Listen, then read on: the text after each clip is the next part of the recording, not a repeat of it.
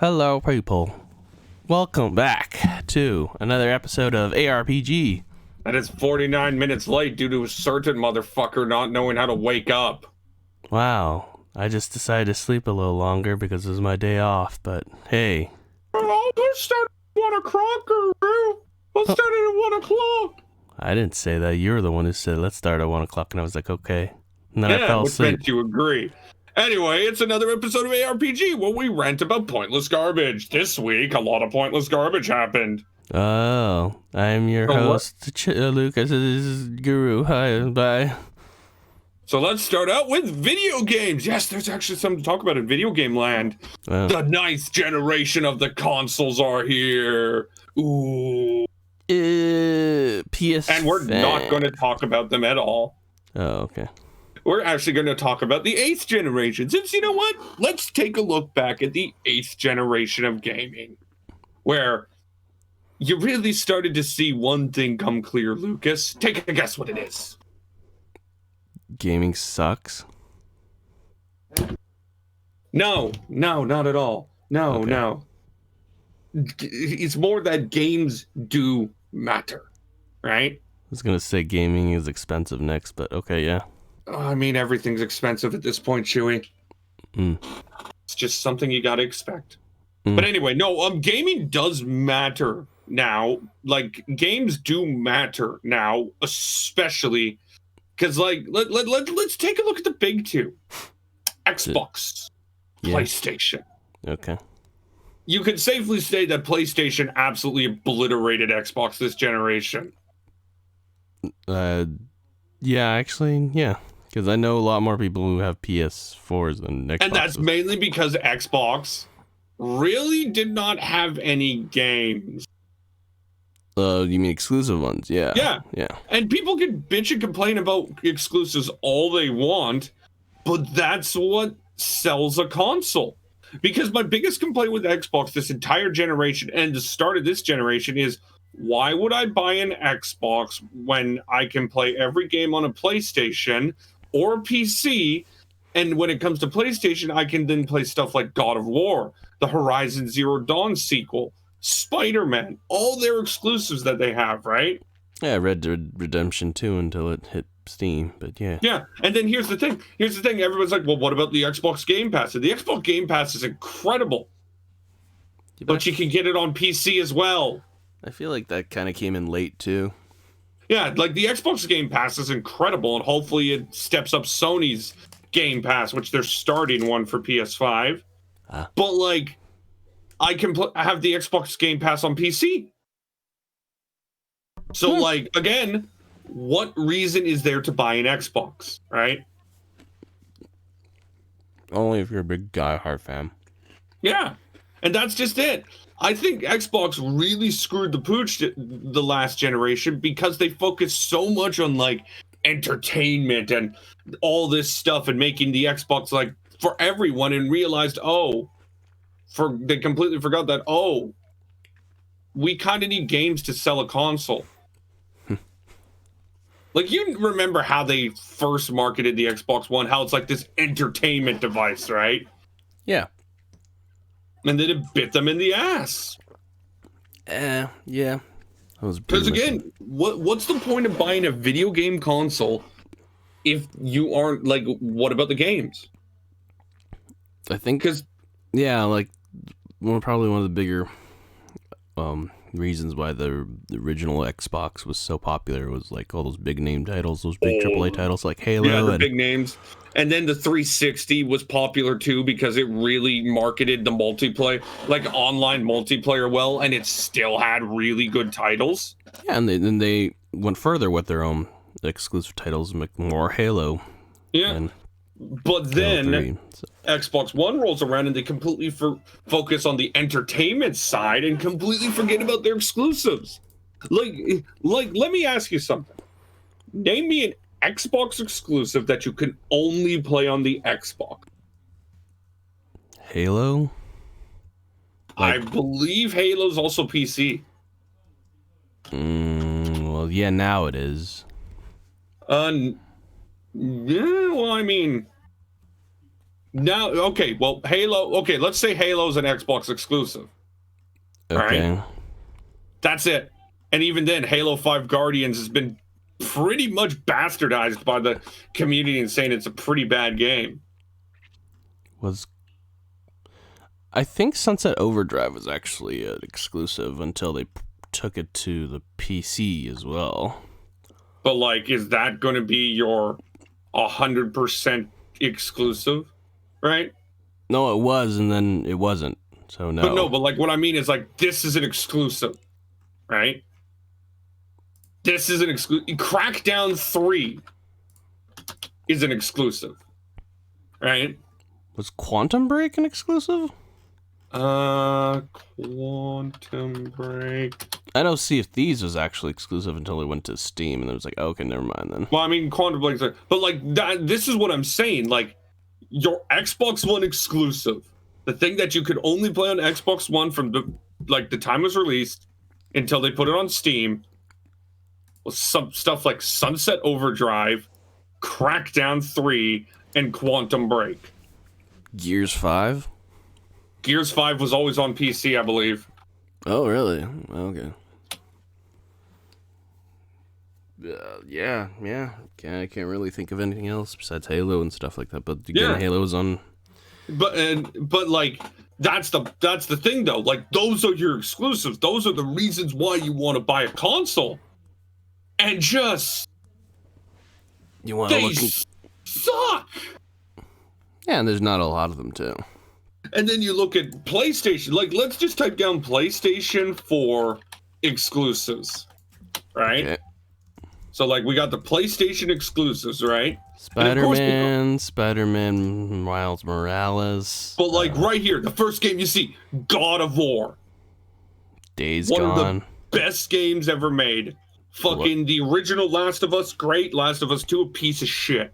Ratchet and Clank. Yeah, and then you got Spider-Man, you got Uncharted. Bloodborne. You got Ghost of Tsushima. Final Fantasy remakes. People like Gran Turismo. Horizon Zero Dawn. Shadow of the Colossus. And like that's just it. Those games alone are badass. Those sell consoles. Think Persona 5 as well. Let me screen to. No, but I think Persona 5 only released on PlayStation. Yeah, so Persona. Yeah, you can consider Persona PlayStation. You can consider it an exclusive at that point. Yeah. Though Persona 3 did come to fucking PC. No. Yeah, but like that's just the thing. That's just the thing, though. Look at all these games. Infamous. Until Yakuza Dawn. 6. Yakuza 6, Street Fighter 5. I don't know about Yakuza 6 because Yakuza 6 is on Steam now. So I know, but just look at that. Look at all these games you can play only on the PS4. And then a lot of them too. Yeah, like Ghost of Tsushima. Everybody thinks it's amazing. Yeah. Persona 5 and Persona 5 Royale are some of the best games of all time. Infamous, the Bloodborne. Second Son was interesting. And Horizon Zero Dawn, God of War. Wow, there's some games radar called Last of Us Part 2, the best PlayStation exclusive ever. God damn it. I could go. I actually had a rant with our friend Mark about just how bad it was. But like those are all PlayStation exclusive games that you can only play on the PlayStation. Oh yeah, Detroit Becoming Human as well. Yeah, that's like that's just a fact. Those are only games you can play on PlayStation. Yeah, no, that's a lot of good games. And I feel like the same thing's going to happen next generation. Okay. Because you look at PlayStation, look what they start out with: Demon Souls, Spider-Man, Miles Morales. Mm-hmm. And they announced a new God of War is coming. We know a new Horizon Zero Dawn's coming. Deathloop. Yeah, and the funny thing is that's a PlayStation exclusive after freaking Xbox bought Bethesda. Mm-hmm. And then there's the sequel to Horizon Dawn, which is Horizon Forbidden which West. is what I mentioned. Oh, yeah, sorry. Yeah. But, like, that's Ratchet just and it. Clank. You are literally buying an Xbox for the Xbox Game Pass, but you can get the Xbox Game Pass on the PC. Yeah. So why are you buying an Xbox?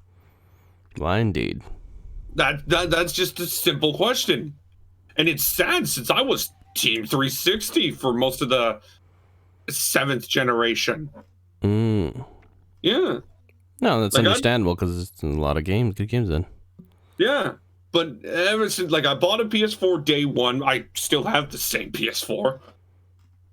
But yeah, no, it's just, I feel like we're going to run into the same problem. Everybody's going to like, oh, this and that. And then you sit there and you realize, oh, PS5 has all the good games.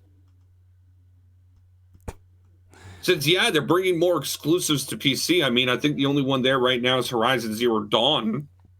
Yeah. But even then, they're bringing in there slowly. Yeah. So it's not like they're going to be like Xbox where they'll just release them both at the same time on the same thing. Yeah. It's irritating because I want both consoles to succeed, but like, god damn, I'm looking at Xbox, I'm sitting there like, you are literally doing the exact same thing, last thing that got you guys pretty much screwed. Microsoft needs to step up their game. Like, they got Bethesda now, right? Yeah. But even then, they're still talking like, oh, Bethesda games will appear on PlayStation. Well, step up your game. But we can all agree that the winner of the 8th generation is Nintendo. Nintendo, yes. Yeah, Chewie can actually talk about this one since he has a Switch.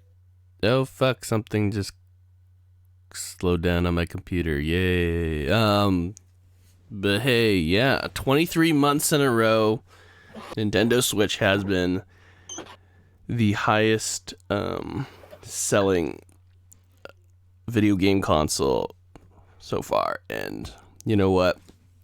I think their success not only has to do with how well they're marketing stuff and how well they're working on all their main titles, but the fact that they also open up their eShop to a whole bunch of like indie games, just a bunch of them, and all these other third-party games as well. Third-party companies just come in and sell on their eShop. I think that Nintendo is honestly up on the rise and still is. Because don't get me wrong, Marcel, I still think the PS4 has some incredible games, but the PS4 is mostly directed at like individuals, not a group altogether as a whole, or families in general. Because tell me right now, Nintendo has the most multiplayer couch co-op here's the thing about Nintendo, they have the most variety. No, they have the most co-optable as well, is the thing. A lot of couch co-ops, a lot of like basically the reason why I'm saying this because it's directed at families or groups more than the PS4 is. The PS4 is directed more at an individual itself, and that's fine, that's great, but just like you don't have a very wide variety because of that, because you're directing mostly at a single person. You're focusing on a single person. Nintendo is trying their best to basically be like, oh, you know what? We gotta keep it in mind that there might be families playing this, or that there's more than one person. We want people to play together. Nintendo still makes like the game of the year almost every time now. Yeah, and that's it. And that's because they're thinking outside the box. They're trying the best with their new let's put two games that just speak perfectly to Nintendo. Tetris 99, Mario 35. Mario 35. You haven't heard of Mario 35? I don't. Is that the one where they're playing against each other or something? Yeah, you're playing against each other, and every time you take out an enemy, it sends it to somebody else. Oh. But like, Nintendo's just like, yeah, let's just release a Tetris Battle Royale. Yeah. And it's awesome. And then Mario. And don't get us wrong, Nintendo has some issues. The way they've handled the Mario Classic Collection is kind of stupid. Yeah. But even then, Nintendo just it's the ultimate proof that games matter. I mean, when they first launched the Switch, they had like Mario Odyssey and... Mario Odyssey came a couple weeks after release. It was Breath of the Wild Mario Kart. Oh, yeah. But those were ports. No, Breath of the Wild was made for the Switch, but ported to the Wii U. Oh. Okay. I thought it was the other way around. But, like, that's just the thing. Games matter, because we look at the Switch. The Switch has probably the worst stats out of all the consoles, right? Yeah. And yet it's still selling the best. It still has the best games, and it could literally go through the 9th generation without getting a new console. And I'm telling you, it's because of the whole...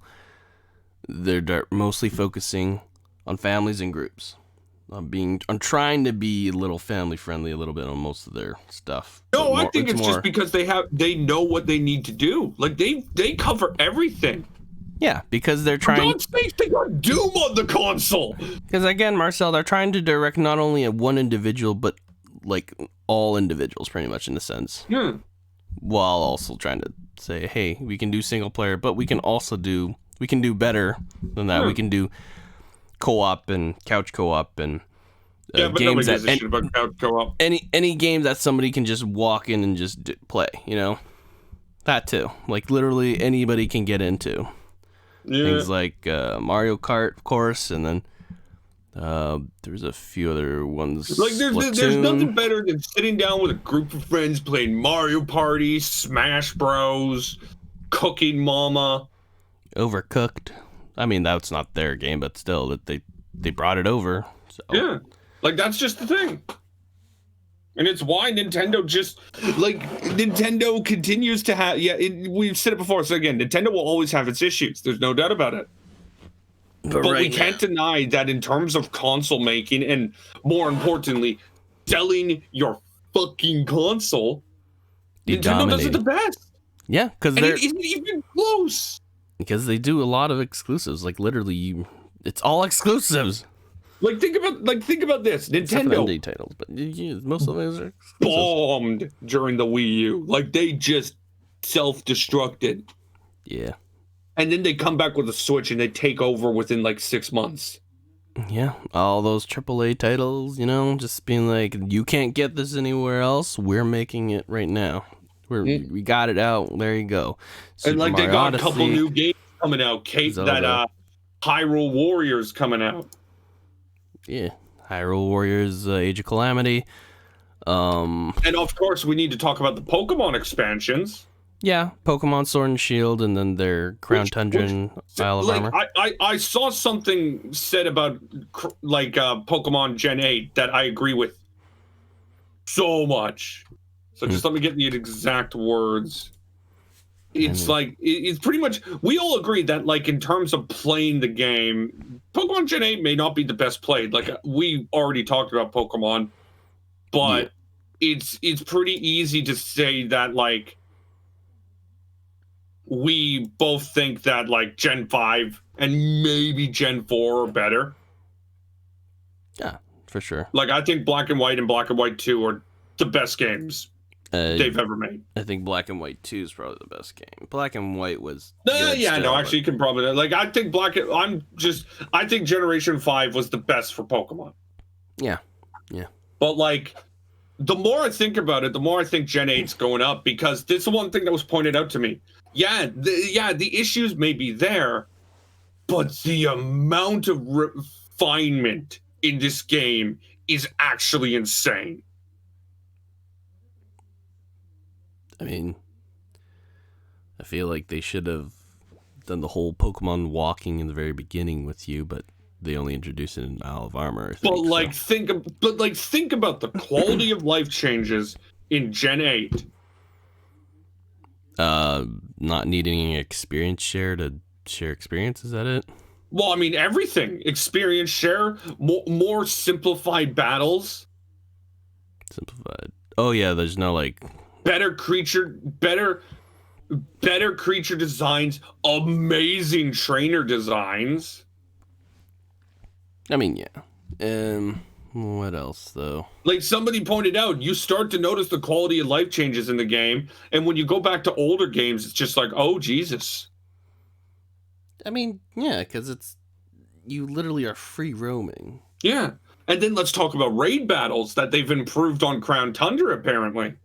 No, those look amazing, honestly. The whole, you gotta go with it's like, it's a mix of, like, traditional Battle Factory where you grab a You just set gotta Pokemon. build up and up and up and up and up till the top. Yeah, but, like, you start off, you don't even bring in your own Pokemon. You gotta get, like, set Pokemon that are all IV or EV trained up to 50, of course, level 50, and then you pick from a slot, whoever, and you're in a group of 4. Everyone needs to pick one. People pick it out. Then you got to decide on the route on this, like, what looks like it'll be what are those, like lottery trees, just reverse kind of thing? Yeah, it's like a cave system, pretty much.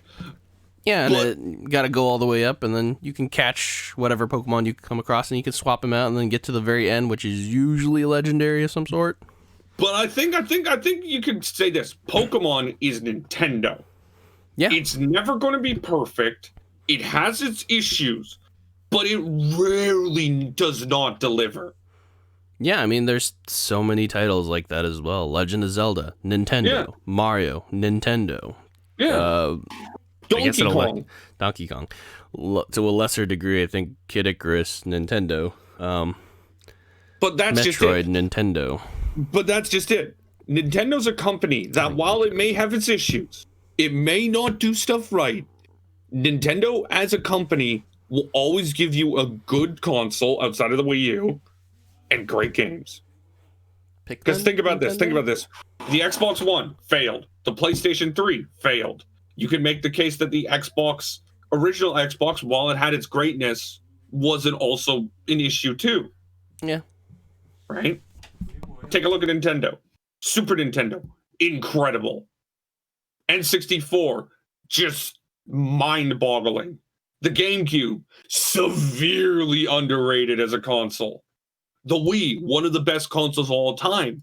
Wii U failed miserably. The Switch, one of the best consoles of all time.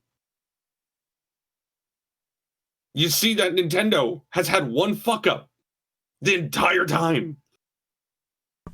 Yeah. Well, like, these other consoles are having issues every other generation. Yeah.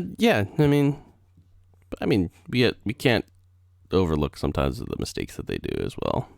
But yeah, and that's the thing. We're not being Nintendo suck-ups. We understand Nintendo has issues, but it's really hard to deny facts that Nintendo have been so goddamn consistent outside of the Wii U.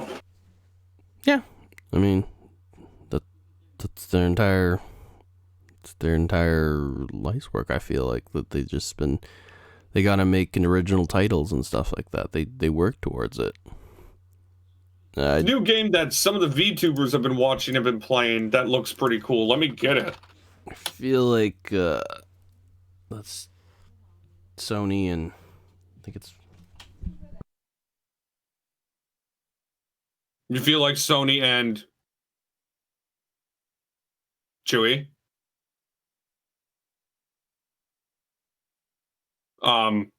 Ladies and gentlemen, I do not know what happened. I think my co-host has died.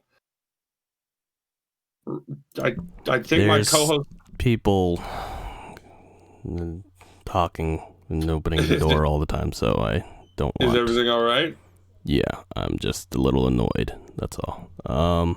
Yeah, no, Sony and Microsoft, I feel like should just take a note out of freaking Nintendo. Like, literally, what you've been doing. Sure, you've been making some original titles, but all you're doing is just milking them. Why aren't you working on a few more at the same time? Like let's look at Call of Duty. Call of Duty was dead before Modern Warfare, but since then it's come back up and is back to being very good. Like, I've heard pretty good things about Black Ops Zombies and Campaign.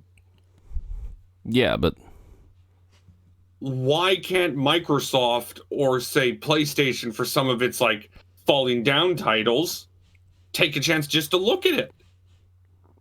Yeah. Like think about it. Fucking Breath of the Wild. Or Nintendo literally just said, you know what? All that stuff that's all Zelda, fuck all of that. We are literally doing an open world. There's 4 dungeons in the entire game. That's it.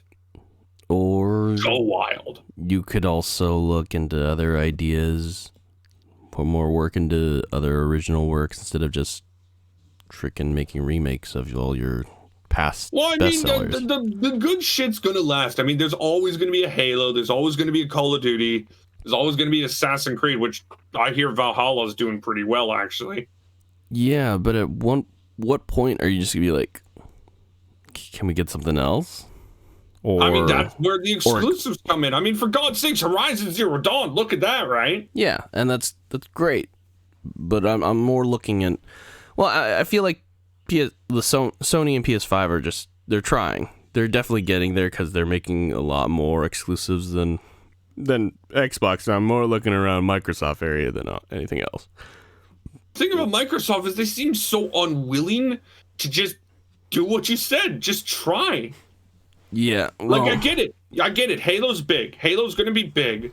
But we're not talking about stopping making Halo. We're talking about, like, maybe getting something else out as well. Now that they've got Bethesda, I'm just wondering, will they I wonder if they'll make it exclusive or something like that with Bethesda. Do you really think making a Chewy's a Bethesda game going to be sellable, though? I don't know. Bethesda in the past were doing really well. Bethesda's stock has just been eviscerated due to, like, Fallout 76. And that is, like, mainly their fault of their CEO and all those upper guys, so I'm just hoping. Yeah, but who's their CEO? Oh, look, it's the same person. Well, I hope he learns something or gets his ass fired. I don't know. Somebody buy all of his shares. But, like, this is what I mean about, like, Nintendo. Look at this game. This game Sakuna, on PlayStation as well, but it's getting more promotion on the Switch. Oh, yeah, Sakuna, right? Yeah. This is the type of shit Nintendo's willing to release. This is the type of shit Nintendo's willing to promote. Oh, yeah, no. They're promoting a lot of games, honestly, that you didn't think would stand up. And that's just the thing. You go to the Nintendo site, right? Mm-hmm. Some of the first games, you got the color screen, you got Kingdom Hearts, you got Pokemon, you got Pikmin 3. You got Hyrule Warriors, Super Mario 3D, Animal Crossing, Ring Fit Adventures. Luigi's Mansion 3. You got Hades. Jeez. Like, that is literally all the games you can find directly on the first page you go to on Nintendo.com. Splatoon 3, Super Smash Brothers. Splatoon 2, there isn't a Splatoon 3 sorry, yet. 2. Sorry. Splatoon 2 and Super Smash Brothers. But this is what I mean. Nintendo just finds a way to not only promote what they do, but just continue to give you something. Like, I mean, yeah. There's a fucking Bakugan game. Yeah, they made a Bakugan game. And that's really my point, is that I forget who the producer PlayStation will give you great exclusives. There's no denying it. But, like, Nintendo will give you great to good exclusives, but also give you something you may not know. Like, the only reason we're getting a Bayonetta 3 is because of Nintendo. Oh, yeah. I mean, it's just how it is. I feel like there's a couple other things that are coming up in the future, but yeah. Alrighty, though. So we're done talking about video games. We can all establish that Nintendo is the winner of Generation 8. Gonna dominate 2021, hopefully, as well. Very likely, because the Switch is just killing it. But now let's talk about anime. All right. Chewy, I pray to God you've watched more than 2 shows. I watched 5, I think. Oh my god. Or All right, 6. Chewie, say a show you watched. Shouldn't we go from the very... Okay. Just say one. Why don't we start off from a low here? Or not a low, but like not a very hype one. Dragon Quest. Oh yeah, they continued the whole episode where frickin' the pink-haired lady joins the party now. Ma'am, yeah. Yeah. That's pretty much it. Honestly, I don't expect this show to do any more than a 5. Man, I just hope maybe something happens next episode. Like, it's cute, it's adorable, but you know what? No, we'll save our ratings for next week since we're gonna do a mid-season rating. At the same, it's weird. Dragon Quest, it's entertaining, it's a fun watch, but it's kind of one of those things where why don't you just go play the Dragon Quest game? Yeah, you'd probably get more out of it. I didn't even I don't know. Mam's backstory felt a little less tuggy at the heartstrings than I thought it would be. But well, I mean, it's she's a student of the hero that died. That's it. That's literally it. Their parents were the hero's companions, and I was expecting a little. I was honestly expecting a little bit more from that, but I was just my parents are the hero's companions. Oh, okay. What does that have to do with anything? Nothing. Okay, moving on. Well, it's just the fact that Avon visited them and then started teaching her. That was the whole reason, really. That was it. Yeah. But we never really got into it, I feel. They only showed one flashback or something out of that. I mean, what is there to do? It's teach. Okay, was there anything more? No? Okay, then... I thought there was going to be some meaningful build-up, she learned a lot of big lessons, and then I thought they were going to show us in this episode a bunch of flashbacks, since there wasn't much going on, really. There really wasn't. Yeah, no, you're right. All right. But they only showed one, and that was it, and that's what probably made this episode a little bit meh. It was just... bleh. All right, name something else you watched, since I'm assuming we've at least watched the majority of the same things. Do you want to do the big one? It's up to you. I mean, I watched... I don't know. Okay, sure. Why don't we do it? Danmachi, 2nd season, episode 7.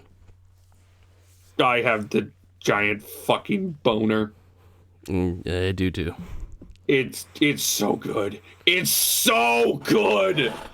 This whole episode was just you knew what was going to happen. The whole episode was literally just the fight between Dix and Belle, and then it ended with the most obvious thing to happen. Obviously, Belle's protecting Weene. Yeah, out in public. Not just random. And also the Black Minotaur. Oh my god. I'm so looking forward to it. Oh my god. I haven't There's met yet, two things in this season that I'm so looking forward to. One is Belle versus Ainz. Of course. And Belle versus the Minotaur. Of course. Those are going to be... This whole season of Danmachi, I've said it time and time again, has been an emotional roller coaster, and it's been nothing short of spectacular. I really... Wait, actually, I wasn't expecting an Belle versus Minotaur, but hey, now that you mentioned it, they probably would fight, huh? There's no way they're not fighting. I mean, I have no idea. There's no way they're not fighting. It makes no sense to have, this Minotaur come in, literally leave everyone for dead. Oh, God. Because also, but, I want to point out something that you're starting to see more of, right? Hermes. Okay. He's a dick. He's a piece of shit. I mean, he's the only one who knows, and he's been setting up. Oh, Ranos does know as well. Oh yeah, okay. But this is the thing that bugs me about Hermes, and is why I laugh at him when he says, "Belle, you're a fool." What the fuck did you think he was going to do? Yeah. Him and Ranos literally put Belle in this situation. Did they believe he was just going to abandon Weene? Abandon everybody. That's just it. It's he's looking you're a fool. I'm just sitting there just Did you think he was going to do something else? Like, that's the thing. Hermes is this god, and he's literally... the whole story of Hermes is he's trying to turn Bel into the hero of the world, right? So he's, like, trying to make him a hero. Yeah. When he puts him in a situation, so he's, like, controlling... he's pretty much the main reason why everything's happening to Bel at this point. Yeah, pretty much. Like, him and Freya. Freya is a whole other story, though. Oh, no, yeah. But like what I want to say though is like what bugs me about Hermes is, again, did he not see that coming? I don't know. Like, that's what I don't get. Like, Uranos and him literally sent him in there knowing full well that he was going to protect Weenet. Maybe he was expecting a different answer, or no, maybe he kind of knew, but it was expecting a different answer in the end. But again, he's seen Bel. He's been around Bel. He's one of the closest people to Bel. You're telling me he does not fucking know Bel and know how he would react? I don't know. Maybe he was hoping for something else. You can always hope for a different... Yeah, but then that just means Hermes is a fucking idiot. I don't know. Like, that part, it's not bad, but it made me realize just how much of a piece of shit he really is. I feel like having hope in some cases is probably the only thing you can have, but... Yeah, but you need to be realistic in some cases, too. Yeah. So, and I think Dan Matchy is set up for spicy. Oh. Because now Bel's gonna run away, protect Urine. And like I said, everything about Dan Matchy is building up to the idea of, like, are the Xenos actually monsters? Yeah. Right? So it's asking moral questions, and we're going to see how it affects Ainz, because, like, she's, like, the emotionless, stoic badass. Who's gotta kill the monsters if they do bad. And, like, it's just going to keep getting better. And it's good. I'm going to say this. Like I said, we're doing a summer, like a mid-season grades. There's only one show that's anywhere close to Dan Matchy in my eyes. That's Tonikawa? Yep. Okay, yeah. Like, if I do a quick look of what I'm watching, yeah, nothing really comes close to Dan Matchy. Yeah. Yeah. Pretty much. Well, should we talk about Tonikawa since we mentioned it? Go for it. I haven't watched it, but go for it. It is literally two people being the cutest thing ever. Okay, then. There you go. Like, I don't know how else to explain it. We are literally watching their relationship grow, and it's so adorable. It's a slice of life. It's pretty much, I've said this before, but it's literally like, let's just watch two people be together in a relationship for the first time, right? Oh, but they're married too. This kind of reminds me of, like, a lot of other slice of life, though, at the same time. Yeah, it does. There's no denying it. But just adding the fact on that they're married, to me, makes everything so much funnier. I guess, yeah. I thought there were some other ones that were kind of weird like that, too, though. Like the ones where the older dude is, like, married to, like, a student council president or something. I mean, we're talking about a show that's airing in the winter, Chewy. That's what? No, remember the show that I linked you that I said is either going to be a amazing or a complete dumpster fire? Oh, that other one. Oh, yeah. Yeah, that one where, like, an older dude finds a high school runaway. Yeah. But yeah, no, freaking, I think Tonikawa's got the closest to be, well, great. I mean, it's going to take a lot to unseat ReZero as the show of the year for me. Yeah. But, like, I think, like, stuff like Dan Matchy is shockingly close.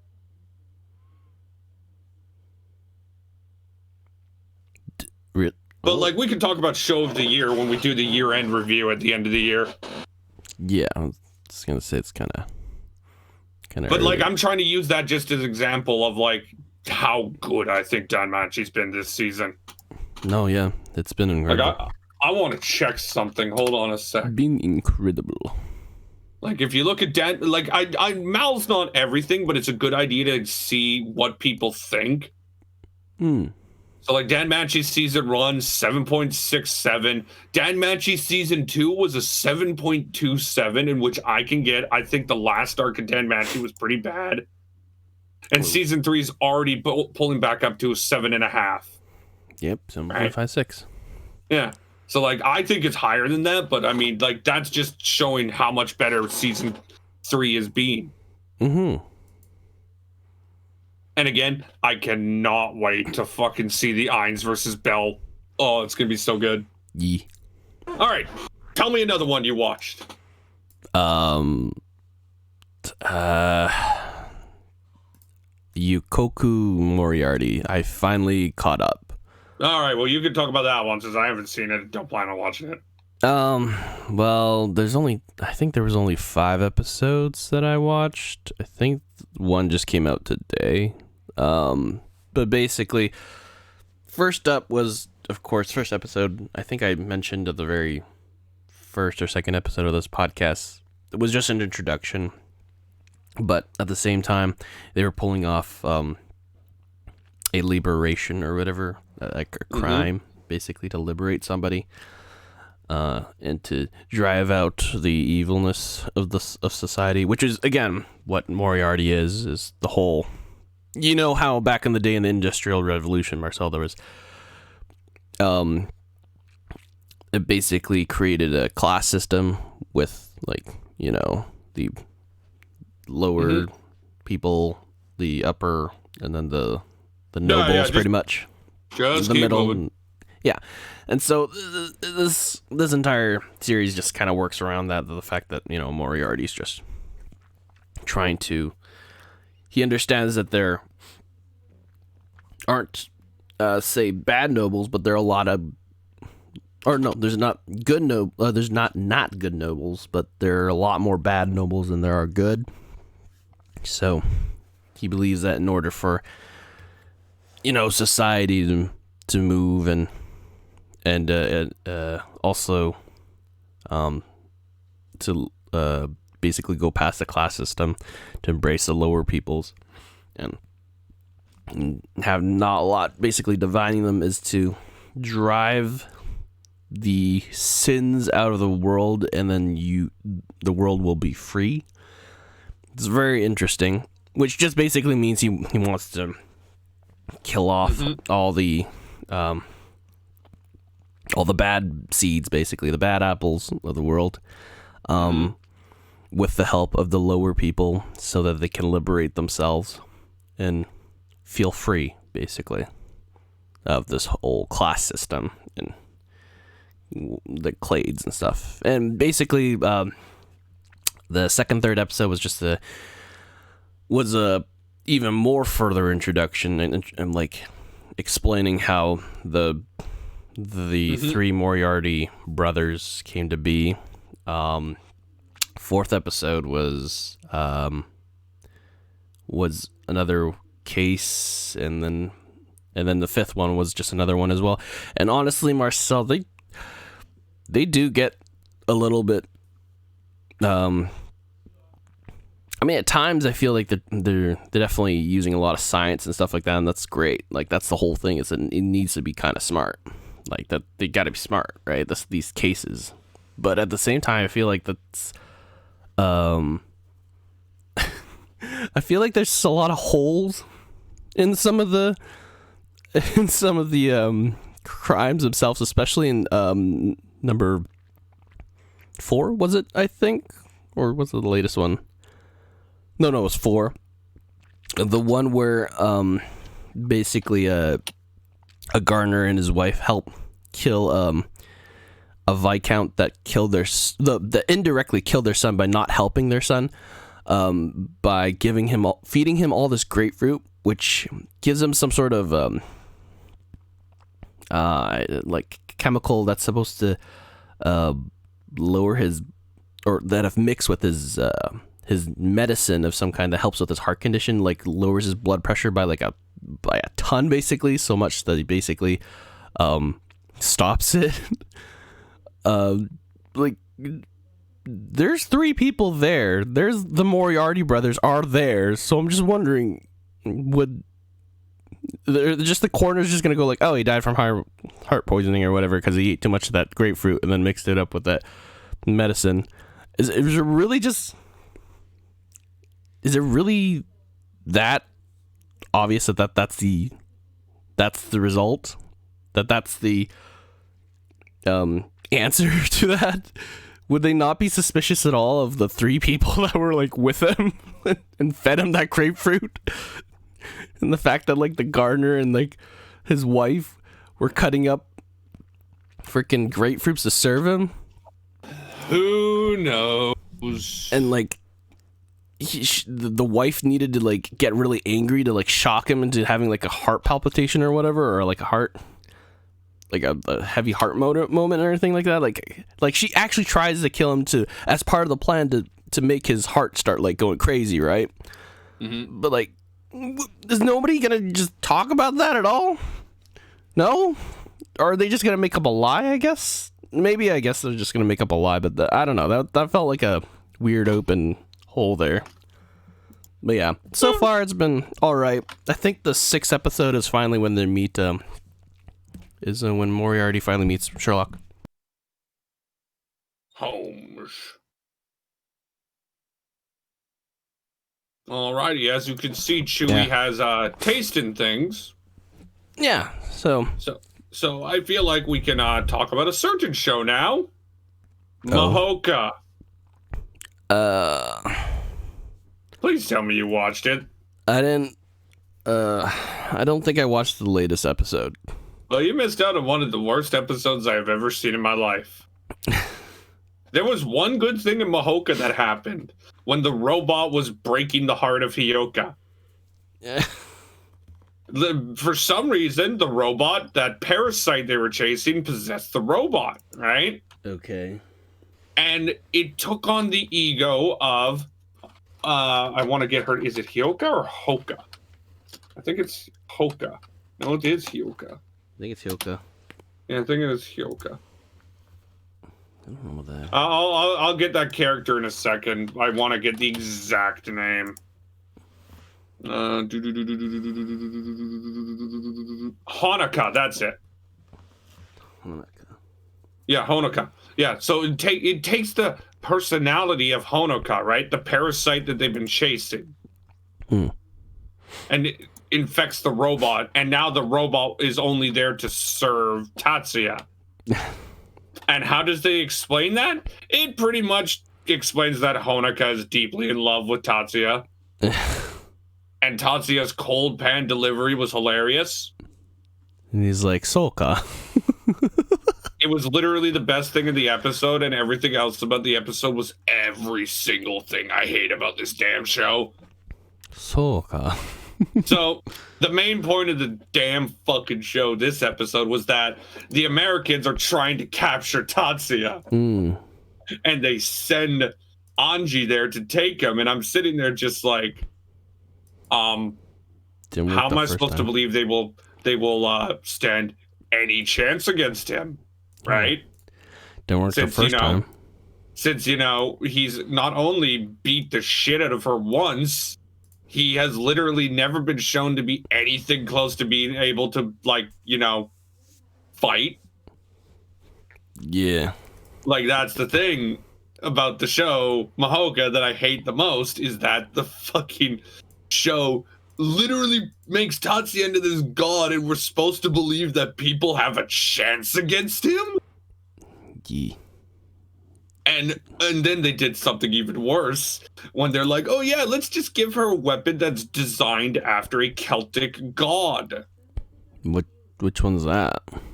I think it was like Locke. I don't know. It was some like staff, right? Oh, the guy Bulg, this spear of Cucullin? I don't know, but anyway, it was this staff that apparently could allow her to defeat Tatsuya, and Tatsuya literally shoots a bullet into the staff and explodes it. Yay. And I'm sitting there just like, this is everything wrong with this fucking show. Because how are we supposed to... It's oh, I found the name. It's the Byronak. Oh. Yeah, it's this thing right here. I just found the name, actually. Byronak. Yes. Yeah, the Byronak is a...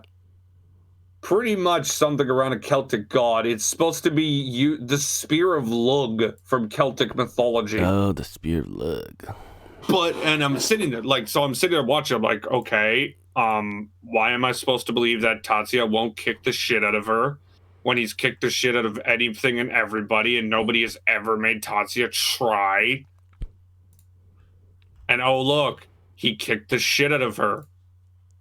Oh, and then to add insult to injury, he fully healed her.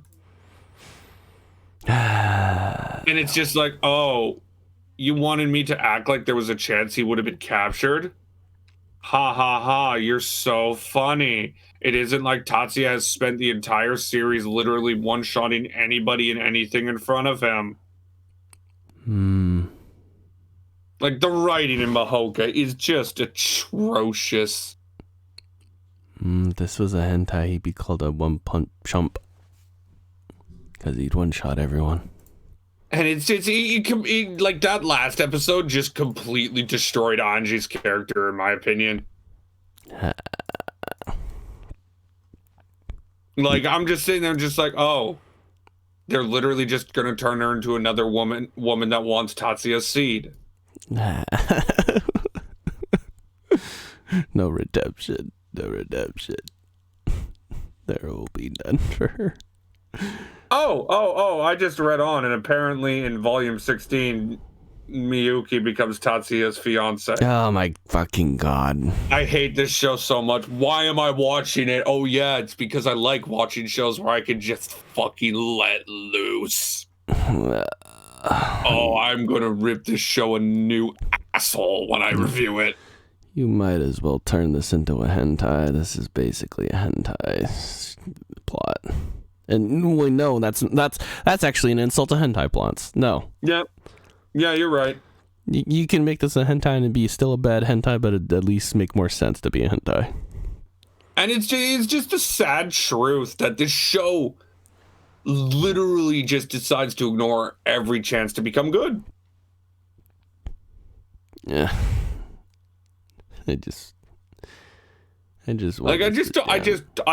don't get how this show. I just don't get how this show continues to fuck up every single time. Yeah. Because we're sitting there, like, they're literally building up this fight between Anji and Tatsuya. It's like, oh, this is going to be a great fight. They're going to be trouble. And I'm like, no, Tatsuya's literally going to destroy her, as every single fight in this show has literally ended with Tatsuya destroying them. Pop, pop, pop goes his gun and he killed all everyone. He killed everyone.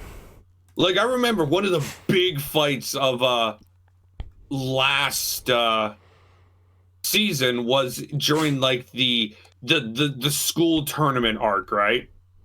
Where like all the schools got together. Yeah. I'm trying to find the exact character who was it, because it was fucking hilarious. Because what happened was just so sad. So pretty much, if I remember correctly, it was a fight between like the guy Tatsuya versus the best person in the other school, right? And I'm trying to find him, but it is not easy. All right, so just give me a sec. Oh, I found him. Ichijo Mizaki, who was like, it was the fight between him and Ichijo. And Ichijo's supposed to be like this total destructive person, right? Yeah. And he's supposed to be like the best person there. And it's versus Tatsuya. And the fight was literally just them walking at each other, shooting. And then apparently Ichijo fucked up, would have killed everyone there, and Tatsuya just snapped his finger and the explosion stopped. Oh yeah, and then the only thing he had was like his ear was blown out or something. Yeah, that's it. Yeah, he uses this stupid spell And oh yeah, my ear hurts. I can't actually hear you that well. That's why I'm talking like this, and I cannot tell if you're talking. And I'm just like, do you literally just want to kneecap every single fucking character you meet? Yeah. Like, that's just it. There's no point in getting excited or hyped for any battle when literally you know what the result's going to be the second Tatsuya shows up. Yeah. I can't talk about this show anymore. Chewie, can we just talk about Inuyasha? Go for it. I haven't watched the latest episode. What the fuck did you watch? I watched more Yu-Gi-Oh! 7s. We're talking about that after. Thanks for reminding me. Kamitachi. Oh fuck, the kid that's blessed by the gods. Whatever. Oh yeah, no, that show. But yeah, let's talk about Inuyasha. There was also, I think, one more, but I don't remember. Yeah, go ahead. Yeah. Yeah, Inuyasha this week did something pretty interesting. You remember the first episode where Toa was being interrogated by that Shogun? The Lord. Yeah. Yeah, well, they used that scene in this episode and kind of showed how Toa got captured. Oh, okay. So there you go. So it was pretty cool. But it also just continues to show that this is literally one of the best shows out there. Yeah. I think it's great. It's not Denmachi level, but like right now it is just like a solid show with not many problems at all.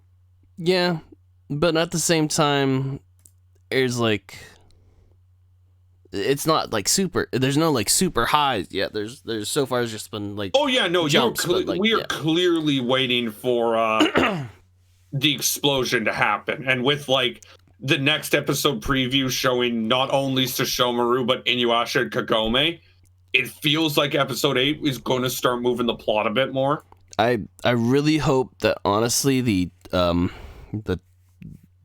explosion is not necessarily all the original characters just jumping in. I really hope that the explosion is for something else, and then they add on top of it to spice it up even more. We already know Sesshomaru is a part of the plot because he's connected to the spirit tree.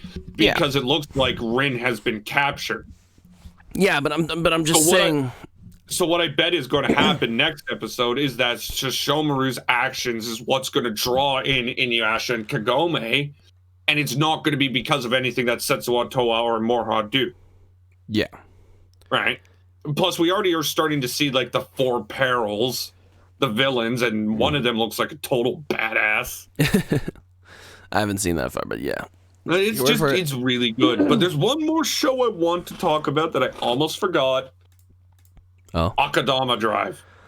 Yeah. I still haven't watched past episode 3, I think. I am so disappointed in you, Lucas. But last week was the best episode of Akadama Drive. Oh. By far. Okay.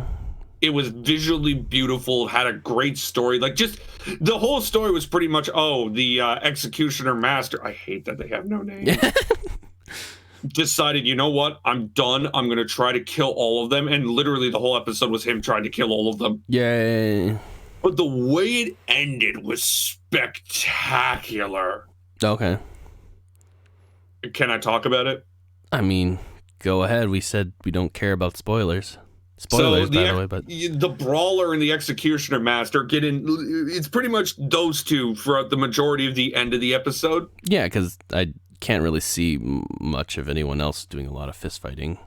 Well, no, it's because those two have been connected since day one, since they've been like the main guys fighting each other. Oh, okay. And it pretty much ends with a double knockout. They're both dead. Oh, they both die. Yep. Fuck.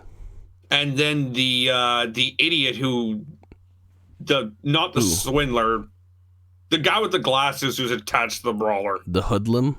Yeah. He tries to kill the Executioner as student. Yeah, the apprentice, but we don't see what happens. All we know is that while the Executioner's apprentice is now without an eye. Oh. And this is what I think is going to happen, or what I want to happen. I want the Executioner's Apprentice to start fighting back against the system. Ooh. Because this episode also introduced a lot of the inner workings of the whole system.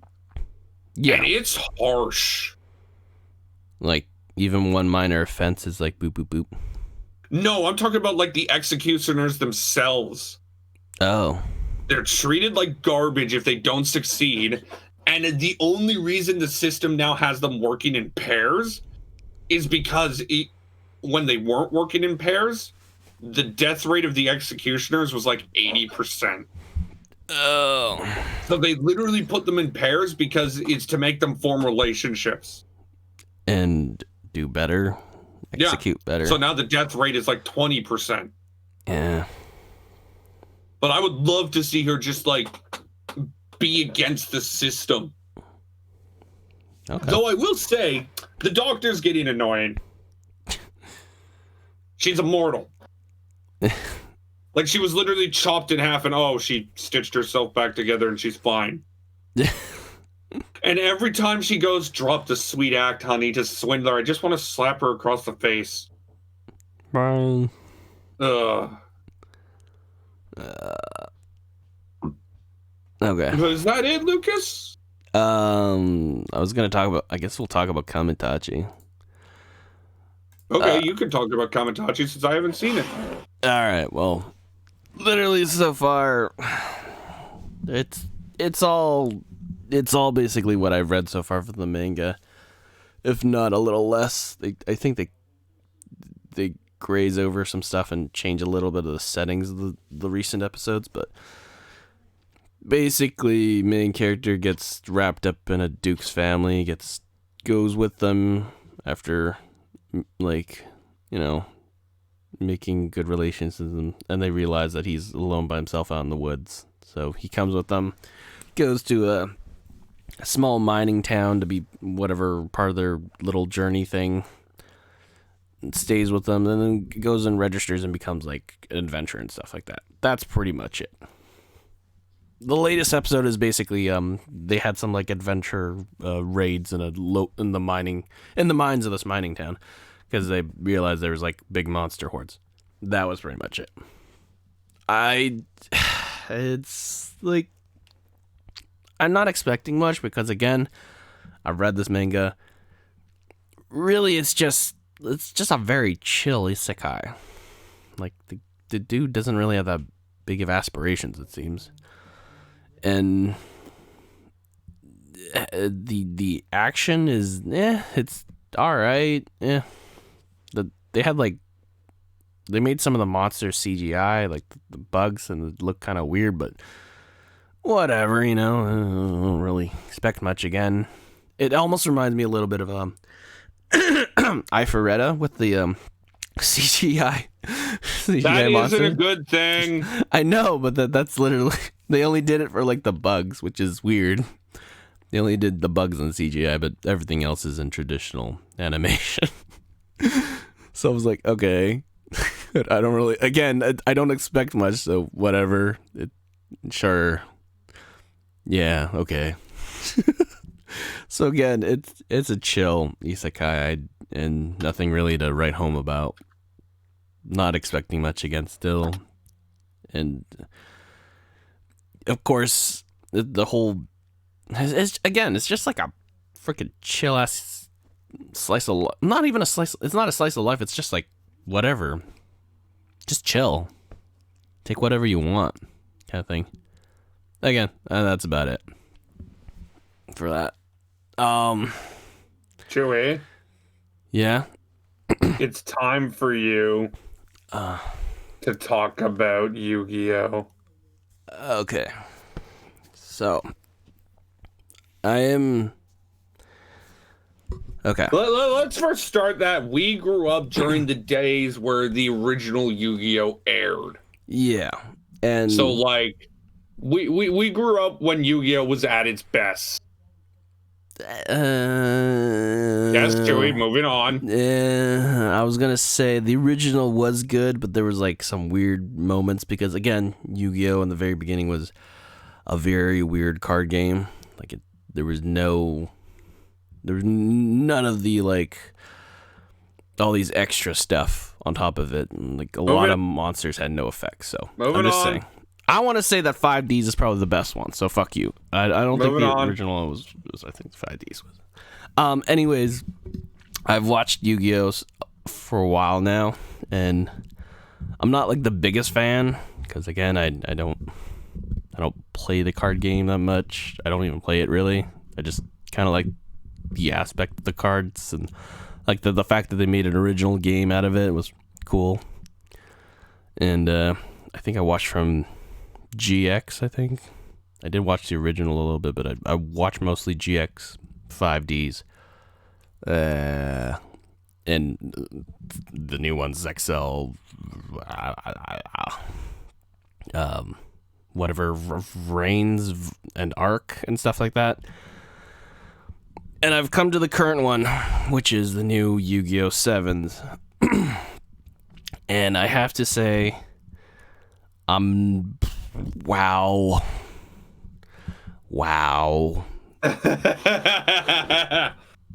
I mean, okay, so throughout all the Yu-Gi-Ohs that I've watched so far, yes, Yu-Gi-Oh! Is meant specifically, at least, aimed at children. I understand that, and Yu-Gi-Oh! Has always been definitely comedic, especially when its characters were like, good. Well, really young, like middle schooler, like in Zexel. I understand he's a middle schooler, so he's got to be. There's understandable to have some more lightheartedness than in comparison to 5Ds, where it was like instantly all edgy and everything like that, and you had the deep voice you say Fudo go like and of course GX with high school students, of course he'd be lighthearted, etc. But I think wow, they just laid it on thick with all the comedy in the world, and I guess it's because they're back in middle school or elementary school. I have no fucking idea how young they are, but they're pretty young, and like every single slot almost seems like just a really bad joke, and the animation changed so weird as well. It's now like have you watched Beyblade? The newest Beyblades, Marcel? It's literally looking like that instead of the old edgy looks that we got from the previous Yu-Gi-Ohs. Like they had those sharp edges and a lot of fucking mascara going on around the eyes. One improved its visuals over X and Y's Sun and Moon, and now fucking Generation 8's anime. Yeah, no. It like that's the weird thing. You could probably say that, like, if you look at Pokemon has improved really since X and Y. Yeah. Like X and Y was such a gigantic step forward in the Pokemon anime, it wasn't even funny. And like Sun and Moon, while it may have not had the greatest story, again, it's another step forward. And then Pokemon 2019, again, another step forward. And now, as you were saying, look at Yu-Gi-Oh! 7s. It just looks like, hey man, we're gonna focus everything on just making this fucking funny as fuck as much as we can. I won't deny that some of the humor is there, but I mean, comedy's always been subjective. Again, yeah, sure, for sure, but like that's it. It's literally just comedy most of the time, and I'm like, where are we seeing the underlying like darkness and stuff like that? Because Yu-Gi-Oh! Was always supposed to like be like, oh, it's edgy, it's got this big story, and it's usually like something ridiculous. Sometimes the main character had like a partner ever since Zexel and stuff like that, and like, yeah, I don't know. I guess they're trying. I get hints of like a story going on that's very similar to 5Ds, with the whole low class, high class thing, Bob. But what the heck? And this is just the story in general, and this is just the characters and everything, and like the art style. We haven't even touched the main aspect of the anime itself, which is the dueling, the card game itself. And what the actual fuck? I don't know the company's name that runs Yu-Gi-Oh! Or anything. It might just be Yu-Gi-Oh! I think it's Konami. Oh yeah, it's Konami, right? What the fuck, Konami? What the actual fuck? Okay, so I'm getting this really, really the similar feel from basically from the previous season of Yu-Gi-Oh! Reigns. In the very beginning of Yu-Gi-Oh! Reigns, they introduced a new type of duel, which is called a speed duel, where basically they have two less like every single slot. Magic and card slot, or magic and trap card slots, and monster slots. So everything was like 3, whatever, and they had like draw 4 cards or something like that. So it's to make the game really, really fast paced, and you can get it over with, and you can play instantly and be like, done within under an hour, or half an hour really. And then I was like, oh, okay, kind of odd, kind of weird, going on all out there. And I guess Konami was just like, okay, that was a bad idea. They must have had like a big backlash, because they basically took out speed duels after that, after like 5 episodes or 4 episodes, and then went back to the traditional, okay, 5, 5, get 5 cards, draw another card. And now the whole aspect of sevens, now the whole entire dueling thing, is basically a speed duel, except now not only do you have the 3/3s,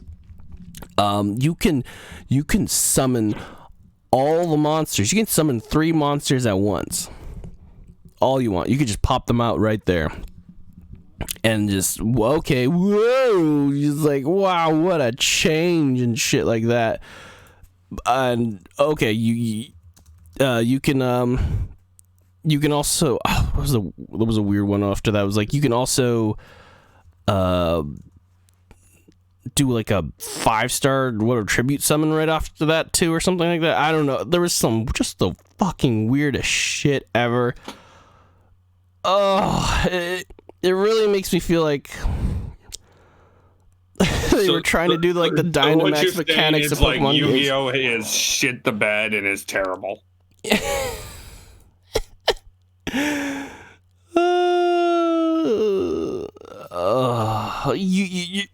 And then oh no, I forgot to mention, you can also draw up to +5 cards every single turn, so you can throw down all your cards and then pick up all the cards back up from your deck. And I'm like, what the fuck is this? What the fuck is this? And oh yeah, like the monster designs are like weird. I think we can stop it there before you give yourself an aneurysm. As you can see, folks, Yu-Gi-Oh! Has fallen down the toilet. I don't know. I can give the humor and themes okay, but what is this? What are you trying to force, Konami? And I don't know. The music's okay-ish, I guess. I don't know. Yokoku Moriarty's music is the best, though.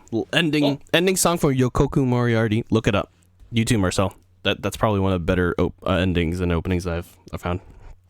Anyway, let's move on to the topic for today's podcast. Yeah, because it's already been like an hour. Jesus Christ. I know, we've had a lot to talk about. It's been really good. Let's talk about studios. Oh, boy. Now, why do we want to talk about studios? Well, we kind of just want to in this time of absolute anarchy where the coronavirus is trying to kill everything that moves, let's highlight some of the good in the world. The good and the bad. Well, we'll start with good, because we saved the bad for last so we can rip apart some things. I don't... Okay. Well... All right, but let's start out with, like, good. Like we when we talk about studios, we're talking about studios that you either like, or that if you look at and you say to yourself, man, this show's made by this studio. It's going to be great. And then when it's like that, you're disappointed. Yeah. So like we all have studios that catch our attention right away. I mean, a lot of people love David's production mostly because of JoJo. Yeah. Like seriously though, I think they have only done like they're doing Fire Force, which is good in its own right. Yes. But like outside of that, they've mostly done JoJo, and actually they did a Captain Tsubasa. Oh, okay. Oh, and Cells at Work. All right. No, I refuse to believe this. 1 second. I refuse to believe this. Wait, they did Cells at Work? Yeah, they're doing Cells at Work, but I mean... Huh. They're doing Strike Witches. Well, I mean, not every studio does good all the time. Oh my god. But like, this is mostly just highlighting studios that me and Chewy personally like. And we're also just going to highlight studios in a sense of like the ones that we think are like really good and the ones that we hope never see another anime ever again from. Well, I mean... So let's start with you, Chewy. You don't have a lot of them. No, I have a lot. I just have a lot of stuff that I like but also hate at the same time, so... Well, I mean, let's start off with the obvious ones. Let's start off with like A1 Pictures. Oh, yeah. Oh, no, yeah. A1 Pictures might be one of the more well-known studios out there. Yeah. I mean, they've been around Sword Art Online. Well, yeah, of course, there's Sword Art Online, but it's mostly just because of how much they actually put out. They've done a lot. Fairy Tail. Like, if you think about it, A1 just pumps out content. The Natsu no Taiza. Until they gave up on it and gave it to Studio Dean. But we'll get to Studio Dean in a moment. Oh, man, yeah. But, like, they just pump out content, right? Ooh, Magi. They did Magi, too. Yeah, they do a lot. Yeah, like when I started watching anime, it was like 2014, right? Mm-hmm. In the year of 2014, they pumped out 1, 2, 3, 4, 5, 6, 7, 8, 9 shows. 2015, they pumped out another 9. 2016, they pumped out another 1. 2017, like they pump out show after show. They only started slowing down in 2018, where they only did 4 shows in 2018. Well, 5 shows. I forgot SAO. Yeah. And they actually only had 1 show in 2019. Oh. Yeah. Which was Kaguya-sama. Oh, yeah. But the one thing you have to at least give them credit for is that they really do not release that many bad shows. I mean, at the shows I've watched from them, I don't think there's been much that have been like that terrible. Like, I mean, 7 Deadly Sins season 1 and 2 was good. Your Lie in April was incredible. Psychono was entertaining. Of course, we have to mention SAO. Darling in the Franxx. Okay, they do release some bad. What? They did Gakusen Toshi Asterisk as well. Yeah, but I actually think the Asterisk War is actually pretty good. Yeah, okay. Aldnoah Zero, second season. Aldnoah Zero, first season. Okay, I'm wrong. Whatever. You have to admit, though, for how much anime they release, they don't tend to release too much that's utter dog shit. That's true. But they like, do... you can mention Aldnoah Zero, you can mention all that, and I can say, Cultic 9. Okay, and I can mention, look, Psychono, Fate Apocrypha, Record of a Grand Quest War, Blend S. Denpa Kyoshi? Okay, yeah, they definitely have some lows there. Yeah, they do, but like, I'm looking at most of the stuff that I've watched from them. Most have been pretty good. Psychono, Cinderella Girls Idol Master. Oh no, yeah, they do good stuff, yeah. Nanoha Vivid, fucking Gate was great. Working. Oh, Idolmaster, yeah. The Ace Attorney series was entertaining. Sekai Seifuku, that interesting world domination one, which only lasted 12 episodes. That was pretty entertaining. And then you got Wotakoi, Sword Art Online, Kaguya-sama. They did Magic Kaito as well. Yeah, like, that's the thing. Like, they've had some bad, but I think A1 gets a lot of crap for no apparent reason. Oh, Grand Crest Senki. Because they tend to be pretty good. Oh, Ginno Saji. Yeah, nice. Silver Spoon. Nice. Yeah. Like they tend to be pretty good. Yeah. Sure, they're not like... I think the biggest thing that A1 has against it is the fact that their main show is Sword Art Online. Oh, they did Persona Trinity Soul. Interesting. Yeah, I mean... And then their other studio did Persona 5, which was good in its own right. They also did Persona 3, the movie, Winter of Rebirth. Those were good. And they did the Persona 4 Golden animation, which sucked. They did Grimgar. I did not know that. Don't mention fucking Grimgar. Oh, hey. They also did Hypnosis Mike, Division Rap Battle from this season. But, like, and they're doing that Warlords of Sigvria thing, which is from the guy who wrote ReZero. Yeah. But, like, that's what I was pointing out about A1, is that A1 tends to do pretty good stuff. It's just because everybody likes to meme on SAO. Oh, they did Okiku for Garbage. Oh. But, like, there's a chance that Kaguya-sama is going to be the anime of the season, because Kaguya-sama Season 2 was great. Yeah. So, like, I think A1 gets a lot of flack for no reason when they tend to be pretty strong. Yeah, I'd say they're probably one of the stronger studios for sure. So I talked about one. Now it's time for you to talk about one. Oh, you want me to talk about one? Yeah.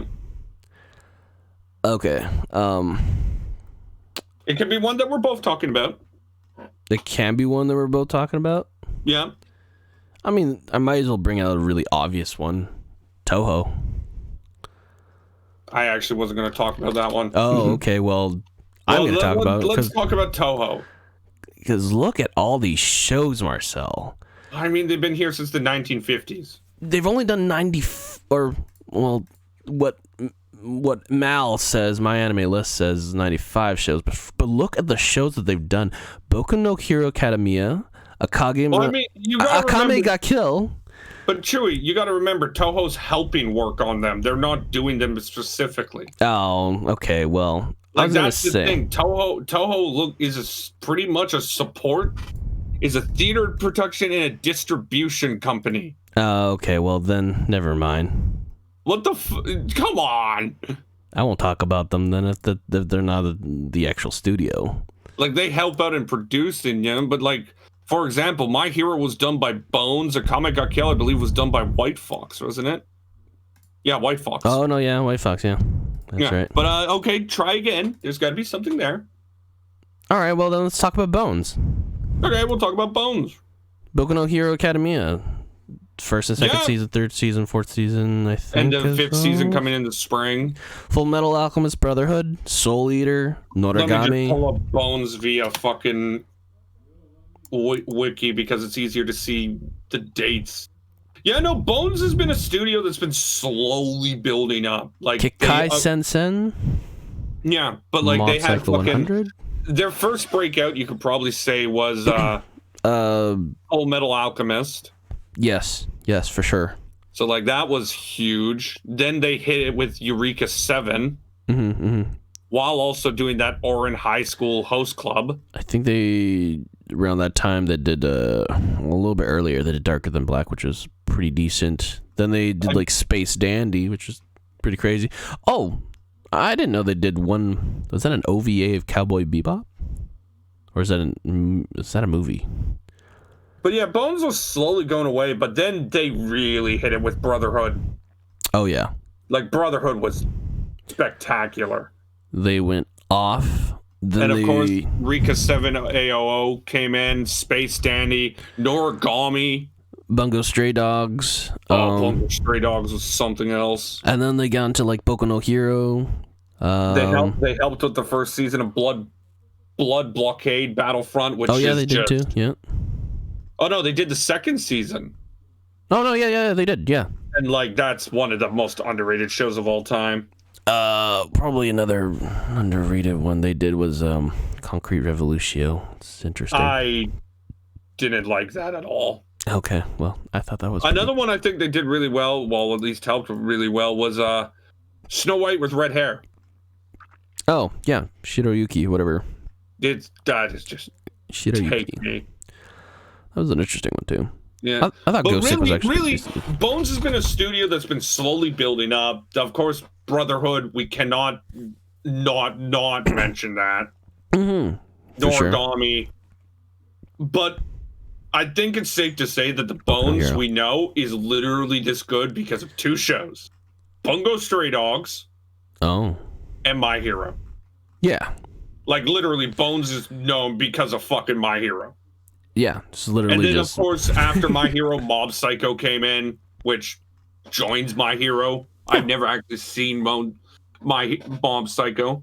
You didn't see Mob Psycho? Okay, well, Mob Psycho 100 is really good, and I like the second season as well. But like, it's literally fucking those three shows are what pushed Bones over the top for sure.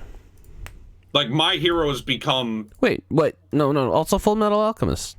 Well, yeah, but like I'm talking about right now. Oh, but right now, okay. Look, Brotherhood was great. There's no dying about it. But a show from 2009 isn't going to have as much staying power now. Yeah, but I mean, still. But like, literally, My Hero. Yeah, no, of course, because they're still going. And My Hero has really shown what shonen needs to be. Not this long-running crap that goes for 600 episodes. Splitting it up season by season has shown, like, My Hero's still one of the best shows out there, one of the most popular shows out there. Like, think about it. They did 12 episodes of the first season, 11 episodes, 13 episodes. 13, yeah. And then every other season's been 25, 25, 25. Yeah, because they've gotten the all clear for that, I think. Yeah, and it's pretty good to assume that in spring 2021, My Hero Season 5 going to be another 25 episodes. Plus the manga's amazing. Read the manga, people. But yeah, no, look, Bones, we cannot deny how important like Brotherhood is, Space Dandy are. Yes. But Bones would not be where they are today without My Hero, without Mob Psycho. Yeah, no. And they're also doing the Godzilla anime coming up. The one on Netflix? Yeah. Oh, it's being co-produced with Orange. We can talk about Orange later. Actually, let's talk about Orange now. Okay, all right then.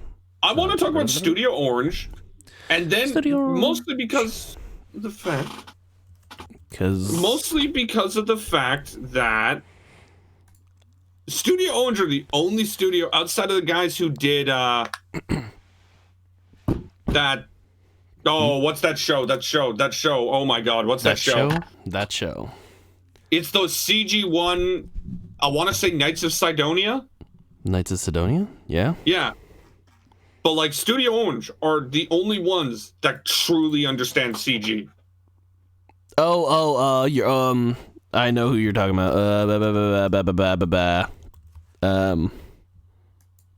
Is it Project IG? Is it Production IG that I'm thinking of? Polygon, that's it. Yeah. So like let's combine them because they're going to be combined for the same reasons. Polygon Pictures and Studio Orange. Their work on CG. Well, no, we can ignore Production IG. Production IG can be considered for its own thing. Oh no, I'm talking about. You were talking about because of the CG, right? Yeah. Yeah, but like, let's talk about Polygon as like, it's clear that Polygon with the Knights of Sidonia and Aji actually understand how to do CG. Aji, yeah. And Godzilla, actually. But like, Studio Orange have just, ever since Land of the Lustrous, have been just the literal best at CG, and it isn't even close. Wait, are we looking at the same one here? Studio Orange? Did they do Beastars? Yes. Okay. Oh, The Land of the Lustrous, Hoseki no Kune. Yeah.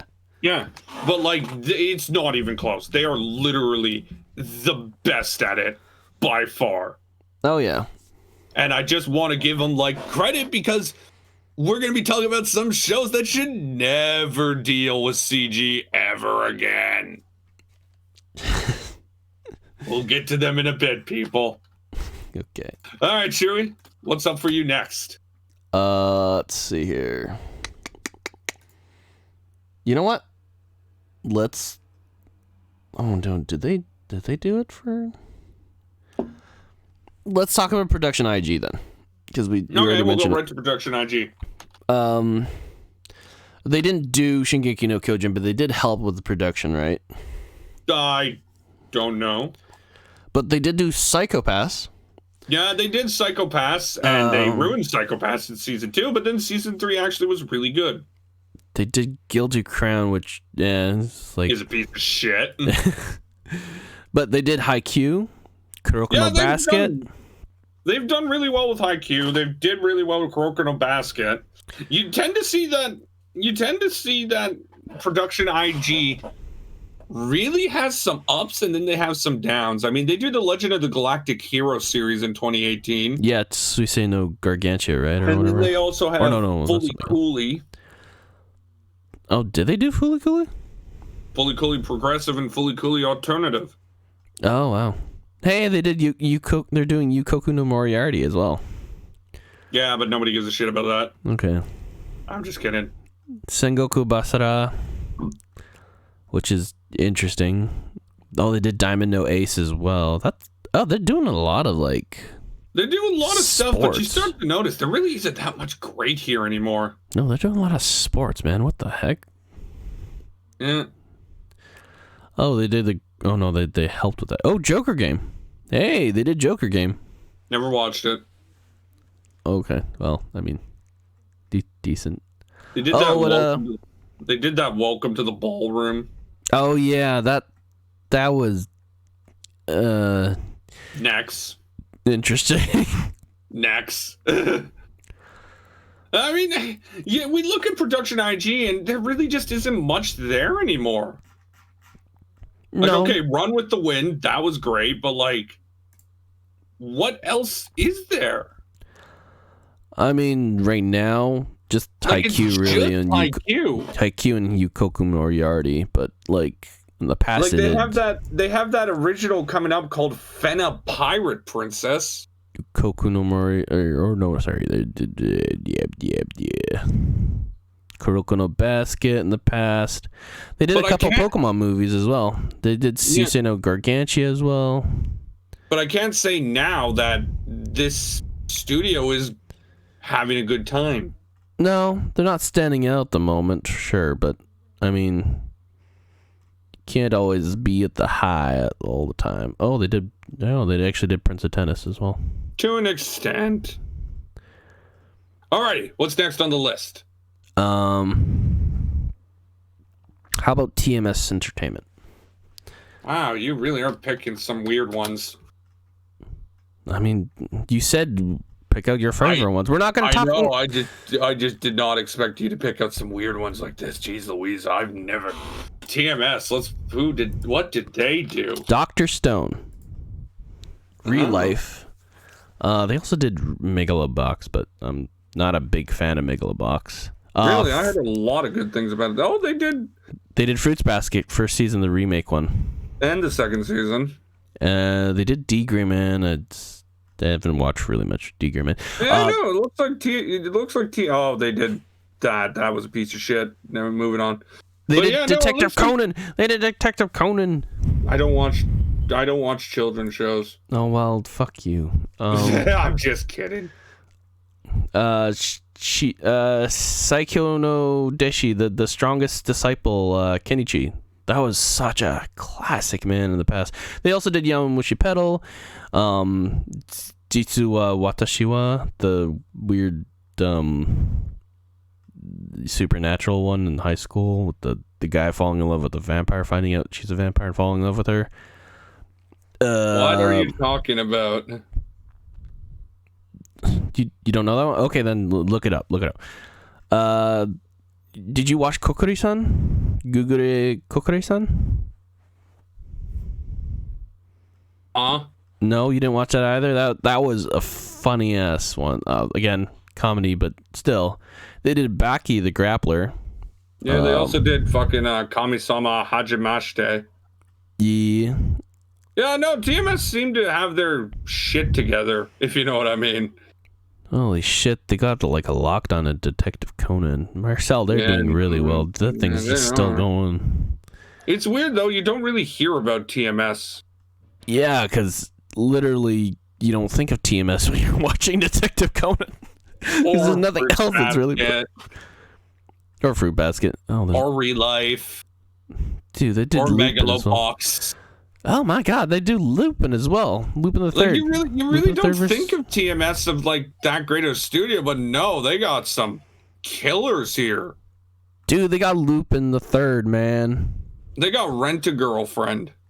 They got Lupin the Third. Yeah, no, they're pretty good. And of course, Stone Wars is coming out in the winter of 2021.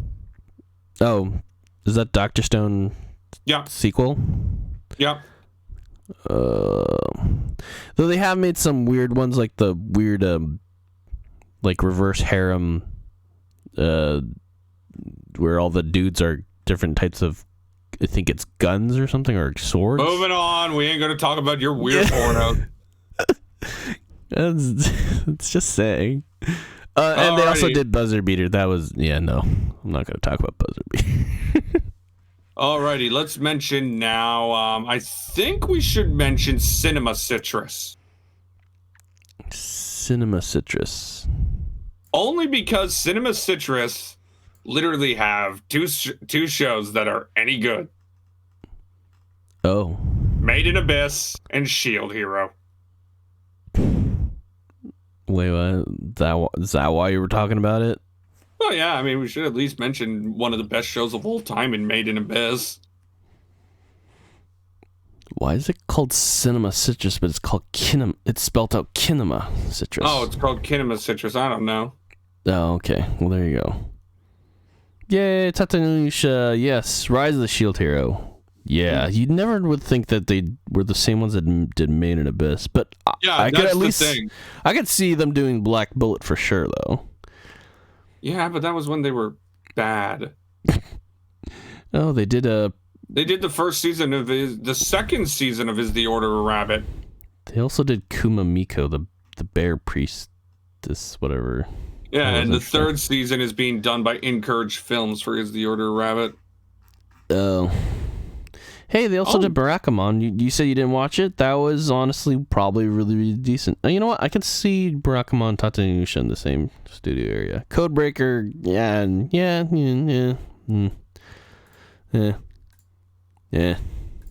okay, yeah.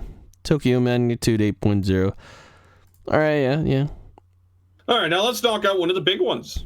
Madhouse. Madhouse. How have they fallen? Oh, sad. Like, let's be real. Madhouse has been it's still good. There's still a lot of good stuff they released. Like, Chow Fu Free was pretty good. I enjoyed No Guns Life. But can we talk about what they put out in the past too? Yeah, we can, because let's be real. Pretty much ever since One Punch Man Season 1, they have... Outside of Overlord, they really haven't done much. All right, let's throw it out. Death Note, One Punch Man, No Game No Life, Hunter x Hunter 2011, Parasite, Death Parade, Overlord, Black Lagoon, Batum, Hellsing Ultimate, Overlord 2, The Girl That Leapt Through Time, Monster, Trigun, No Game No Life 0, Claymore, Overlord 3, Ore Monogatari, Summer Wars, Hajime no Ippo, Black Lagoon, The Second Barrage, Cardcaptor Sakura, Chihaya Furu, Devil May Cry, Moso Dairin, which I think is the in English it's Agent something back crazy or something like that. But if you notice something about Madhouse, most of the good shit aired before 2015. Ora no Banana Yabo, High School of the Dead. Yeah, well, High School Dead It's terrible. So is Maho Senso. But, oh god, Chiafuru 2, 1 outs, Diamond no Ace. But you just see my point, though. Pretty much since after One Punch Man Season 1, everything outside of really Overlord and Cardcaptor Sakura has not been the same. Ugh. Yeah. Like, you cannot deny Madhouse has lost a lot of its luster. Yeah. They did the original Bakuten Shoot Beyblade. Mm-hmm. Yeah, they do, you don't see their lustrous. Like, I mean, there's only one show outside of fucking Overlord and Cardcaptor Sakura that I consider to be what Madhouse used to be, and that's A Place Further in the Universe. And that's a show you sit there and like, wait, this was made by Madhouse? Which one, sorry? A Place Further in the Universe. I don't know which one that was. Is this? Oh, they did Wolf Children as well. Oh, God. That was a sad Nobody cares about Wolf Children. That was a sad movie, though. That's the movie that got me to watch anime. Oh, Place Further than these. Oh, yeah. The one that when they went to Antarctica. That was... Yeah, it's like one of the best shows of all time. And then you sit there and you say, wait, that's done by Madhouse? Wait, you don't think Death Parade did any good? Not really. Dude, it scored an 8.21. Come on. You also have to remember, Chewie, I've never seen it. Okay, well, never mind then. Go watch it. Yeah. But then again, they've also done like a lot of bad stuff. High School of the Dead, Okanoko Konoreto say. Oh man, there's a few. Which one's the new Boogie Pop was bad. They did Ace of Diamond, which again is good, but like the Madhouse of like previous times would literally be like every time you saw an anime, you'd get hyped because you knew this is Madhouse. You don't get that anymore with them. Oh, they did Princess Stride Alternative as well. That was pretty cool. But no, yeah. I mean, they've honestly probably passed their golden age in this case. Maybe they can bring it back, but I don't know. So let's talk about two more. I got poops. I got lots. I'm not poop. Sorry. Well, what do you got? Because like we don't want to be here forever. Okay. Real quick then. NHK did things like. Oh no, sorry. That's a production again. Satellite. Sorry. Satellite. Oh, Satellite. Yeah, no, Satellite's been good. Oh, come on, Marcel. Log Horizon, Mandana Oto Vanidus. Was it called Somali Tomori, the weird human Log Horizon was good. The first season was good. The second season was bad. Jeez. There was the Madonna Toro Vandis, I know what you're talking about, was nothing amazing, Chewie. It was a respectable show. Oh, it was good. What the hell are you talking about? I liked it. It may have been like the typical kind of harem in a war kind of anime. Somalia and the Forest Spirit is probably one of their standout shows. Yes. But the best show they ever made is Zenkai Sensho is Symphogear. Probably a few other ones here. Nope, nothing beats Symphogear. They did Aquarian logos. Weird. Okay. But no, I mostly did that because, again, No Game No Life. Log Horizon. They did Fairytale too, but they did Log Horizon Season 1, but then they gave up Log Horizon Season 2. Yeah, but Log Horizon Season 1 was still pretty decent. Probably the best one out of 2 was still okay. Season 3 is good. How the fuck is the Season 3 of Log Horizon happening? They did Nambaka, which is interesting. Nambaka was decent, except it ended in the middle of an arc, which is stupid. Yeah. I actually just finished reviewing that. They did a lot of other stuff. But like the best series they've ever released was freaking Symphogear. It's not even close. Oh, come on. Log Horizon. Symphogear. Okay, whatever. Sunrise. That is Inuyasha, right? Yep. Guys that did Inuyasha and Mobile Suit Gundam and Kogias, Marcel. Cowboy Bebop. Excel World. Gintama. They didn't do Excel World. A1 did Excel World. No. Right here. Excel World. I thought Excel World was done by A1. No. Excel World was done by Sunrise. At least the first season. I don't know about the second season. Excel World's never got a second season. Okay, then yeah, it was done by Sunrise. Yeah, no, they seem to do some good crap, except they continue to put Love Lives out, which I don't know why. I don't know why either. They're just trying to break out stuff. But yeah, Cowboy Bebop, man, Code Geass. I've never watched Cowboy Bebop. Oh my God, Excel World. But at least you recognize you recognize the names, right? They're that recognizable at that point. Of course I do. So at that point, like, wow, this was a strong. Yeah, they've been studio. good. They continue to release Love Lives for no apparent reason. Yeah, no. Then they make some weird stuff like Tiger and Bunny and stuff like that. But hey, Yeah, but isn't Tiger and Bunny good? It was okay. Mm. All right, come on, keep the lightning round going. There's Firebrain in there as well, and then they made Sunrise Beyond, which made the web series known as Gundam Bill Drivers. Gundam Bill Drivers Draw Your Eyes. They also did Yakataki Japan, which was a great baking show. And other stuff. Oh, and they also did Dinosaur King, which is Kyodai no Koji, which is underrated, and Kuroro Gunso. There we go. Let's see. Studio Pierrot, Naruto Shippuden, Bleach, Black Clover, the Beelzebub, the Sosei no Myoji. Studio Pierrot, one of the they did a lot of top shonen shows a lot. They did Kingdom as well, actually. The first Kingdom, I think. Yeah, the first Kingdom. They did Akudama Drive right now. Did Baby Steps. Yeah, no, they did Baby Steps. Actually, they're doing all the Kingdoms, it looks like.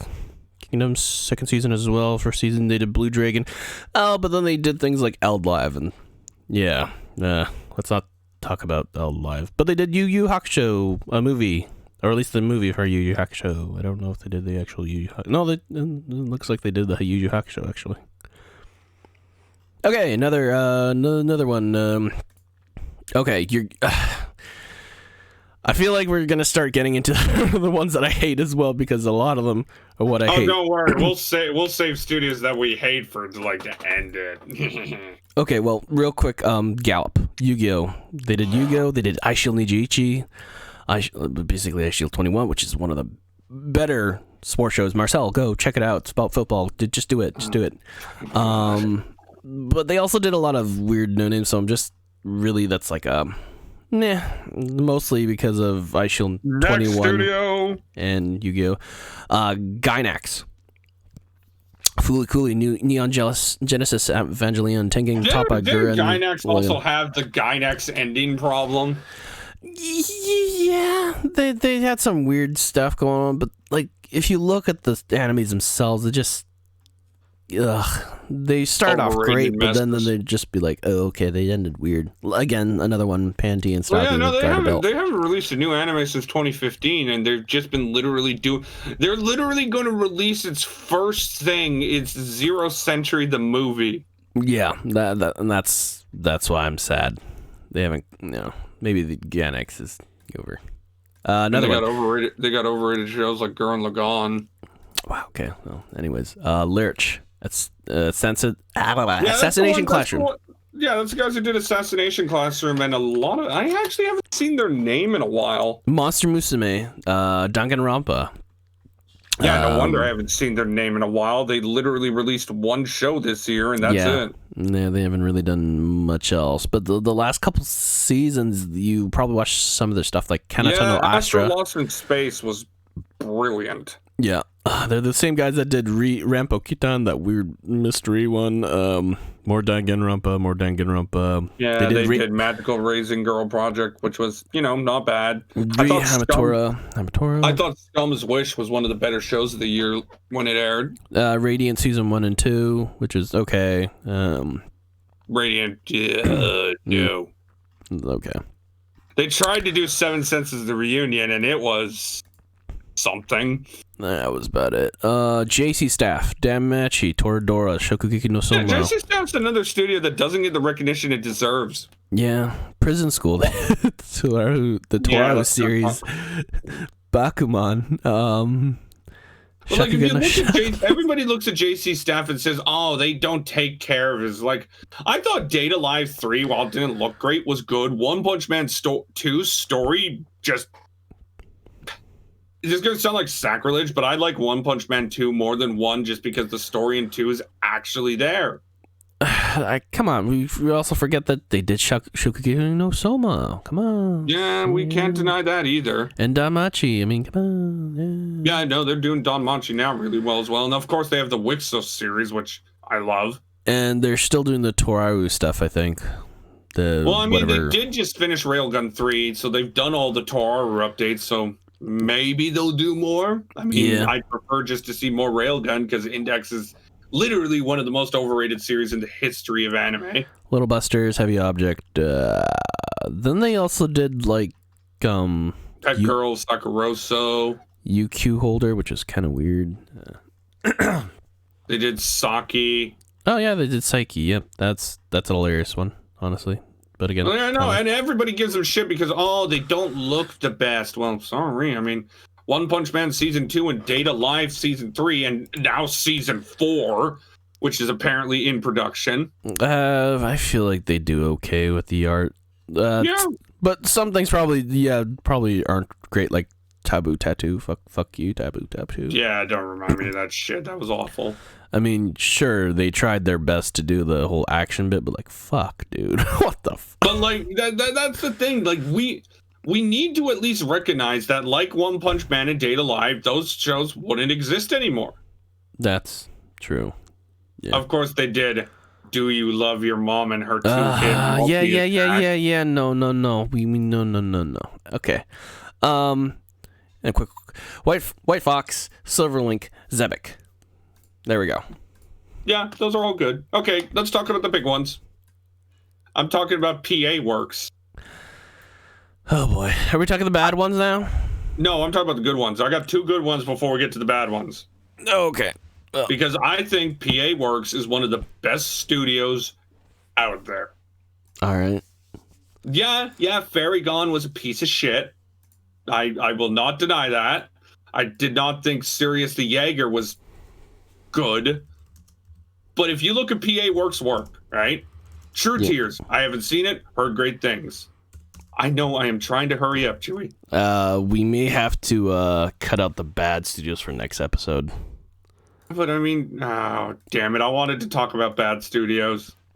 Yeah, but we're kind of peaking. We're going long. We might as well just end it with all the good studios, Marcel. Just keep going. And then there's, of course, Kanon, which was a respectable action show. But then there's Angel Beats. Then there's Hanasaka Aurora. Then there's another. Then there's Tari Tari. Then there's the Nagiasu, A Lull in the Sea one. Then there's Shirobako. Then there's Charlotte. Oh my god. Then there's Kurumakuro. There's a lot. Then there's Sakura Crest. Oh god, there's a lot. Then there's Uma Musume. Then there's Urodoko World in Colors. And then there's Apara Ranmen, and now there's The Day I Became a God. Yeah. Like, PA Works just hits things out of the park the majority of the time. Yeah. Like, outside of Glass Slip and Fairy Gone, there isn't a truly bad show. There really isn't, no. Yeah. But, of course, we have to... Well, no, we're actually going to be able to talk about the bad stuff because this one is quick. The best studio in the fucking anime industry is Kyoto Animation. It's not even close. Okay. Do we want to talk about it, or I don't just look at all the stuff. Full Metal Panic, everybody loves it. Air, everybody loves it. Canon loves it. Lucky Star loves it. Clannad, one of the best shows of all time. Haruhi Suzumiya. K-On. Hyoka, Violet Evergarden. Did you already say that? No, I haven't said that. Then you got Nichijou. You got Love Shinobu and Other Delusions. Tamako Market. I'm watching that, by the way. Oh, Amagi Brilliant Park. Yeah, Beyond the Boundaries. Sound Euphonium. Hibiki Euphonia. Yeah, Dragon Maid. Free. I haven't watched Suzerain yet, but I hear it's good. I haven't seen that either. But, like, the only show out of all of these you can consider not great is Myron Colors Phantom World, and at least that show looks beautiful. It does. And that's just it. They've never released a single bad show in my eyes, and they have some of the best shows of all time. Hibiki Euphonium, incredible. Freaking Violet Evergarden is just, it's one of the few shows I've actually like paid attention to its development. You mean studio? Yeah. Actually incredible. Oh, you're talking about the show in general. Oh, okay, yeah. Like, I remember just the utter hype I had for that show, and it delivered on every aspect. And like, they just don't miss. And of course, we've got Maid Dragon coming out next year. Oh yeah. And like, we also need to mention the fact that, well, they were almost burnt down last year. Oh yes. Rest in peace. The people. There's like 5 or 11 people that died. Rest in peace. And yeah. Fuck that dude. You started that. That was just fuck him.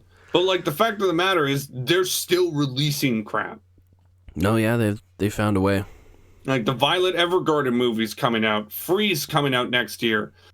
They're gonna release a Cerrone film next year. And like, that's just it. They have literally found a way to continue to rise from the ashes. And it's not 11 people who were killed, Chewie. It was 36. 36? Okay, yeah, sorry. I thought it was underneath 50 at least, I know for sure. I thought it was a little bit lower than that, but yeah.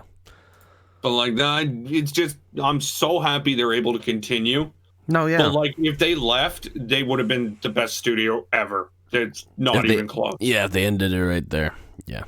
All right, well, we do have time. Let's talk about the bad shit. No, we don't. What? We don't? We don't. I'm sorry, but I am not willing to wait another 5 hours for one upload.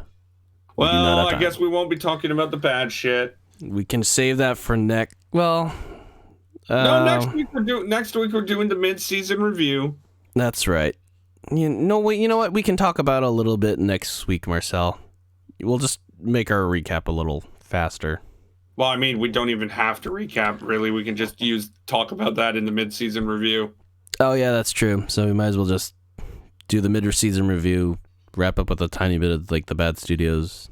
Yeah, because I kind of want to burn stuff to the ground. Oh, wow, that's bad considering what we just talked about. No, geez, you're... geez, sorry. No, that's usually my statement. That's usually my statement when I'm talking about, like, bad shows. Thoughts and prayers to Kyoto. Thoughts and prayers. Yeah, I'm just impressed they were able to continue. Good job. Thoughts and prayers. Yeah. But yeah, no, we will be crucifying those studios tomorrow. That works, right? Yeah, but you know what? Just in case, we'll get another mini subject going on too. It's just so if we feel like we've peaked at the bad studios, we can just talk about a tiny subject for like a little while to end it off. So why don't we just do that? So yeah, this has been Is this a 6th episode of? Yeah, this is a 6th episode, I'm pretty sure, of EHRPG. Thank you for listening. Hope your day is great and you stay safe out there. I don't care if you stay safe. No, you want them to stay safe, Marcel. Why do I want them to stay safe? Because COVID, they can be a carrier, so you want them to stay safe. So less likely for you to get COVID. I'm just saying it in a logical way. But, of course, stay safe because you should stay safe nonetheless. Well, it's been episode whatever it is. We'll see you next time. Boy. Bye.